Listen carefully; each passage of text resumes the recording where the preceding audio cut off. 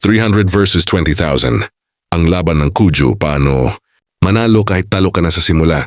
Isipin mo ito 300 lang kayo, laban sa 20,000. Parang barangay liga team mo, kalaban buong NBA lineup. Talo na agad, tama? Intriguing question. Pero bakit may mga laban sa buhay na kahit imposible, ikaw pa rin ang nananalo? Ano ang meron ng 300 na wala ang 20,000? Story and cultural analogy.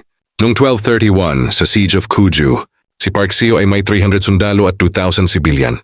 Harap nila ang Mongol army na pinamunuan ni Sartak, isang puwersang kilala sa bilis, disiplina at takot na parang final boss ng kasaysayan. Pero alam mo ang ginawa ni Park Seo. Hindi siya nagpa-intimidate. Ginawa niyang parang eskinita strategy ng Pilipino ang depensa. Rotation ng tao, parang duty sa bangko, hindi sabay-sabay napapagod. Kill zones, parang trap sa mga looban, kung saan alam mo ang galaw ng kalaban. Tipid pero wais. Parang budget ng pamilyang Pilipino, maliit pero napapahaba. Ito ang tinatawag na diskarte over lakas. Parang buhay natin, maliit sweldo versus malaking gastusin.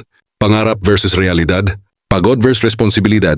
Minsan feeling mo Mongol army ang problema, pero ikaw pala ang Cuju Fortress. Lesson: hindi ka talo dahil mahina ka. Natatalo ka kapag naniwala kang talo ka na. Ang tunay na laban, hindi dami ng resources, kundi tibay ng loob plus diskarte. Sa kultura natin tawag diyan, madiskarte kahit kipit. Follow for more real-life strategies at FCC Ludus Literarius. Kung saan ang kasaysayan, ginagawang gabay sa laban ng araw-araw. The synthesis accurately reflects the historical narrative of the Siege of Cuju and effectively adapts it into a Filipino cultural and motivational framework.